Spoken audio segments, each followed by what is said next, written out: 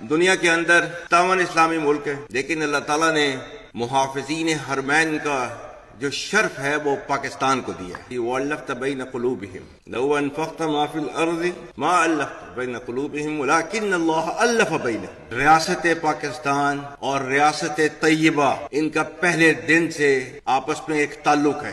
وہ 1400 سال پہلے جو ریاست بنی تھی کلمے کی بنیاد کے اوپر، تو اس کے 1300 سال کے بعد ایک اور ریاست بنی، وہ بھی کلمے کی بنیاد کے اوپر۔ اور اللہ تعالیٰ نے ان دونوں ریاستوں میں اتنی زیادہ مماثلت رکھی کہ دنیا اسلام میں اور کوئی ایسی ریاست کیوں نہیں بنی کلمے کی بنیاد کے اوپر، صرف واحد آپ کی ریاست کیوں بنی کلمے کی بنیاد کے اوپر؟ ریاست طیبہ اور ریاست پاکستان، جن کے بننے کی وجہ ایک، جن کا نام ایک، جن کا مہینہ ایک، رمضان کا مہینہ 27 رمضان المبارک، اور جن کے بننے میں ہجرت کا عنصر شامل، تو یہ اتنی زیادہ مماثلت جو ہے اللہ تعالیٰ نے رکھی ہوئی ہے تو کسی وجہ سے رکھی ہوئی تھی، کیونکہ اللہ تعالیٰ نے ان کو جو ہے خادم الحرمین بنانا تھا اور ہمیں اللہ کے فضل سے محافظ الحرمین بنانا تھا۔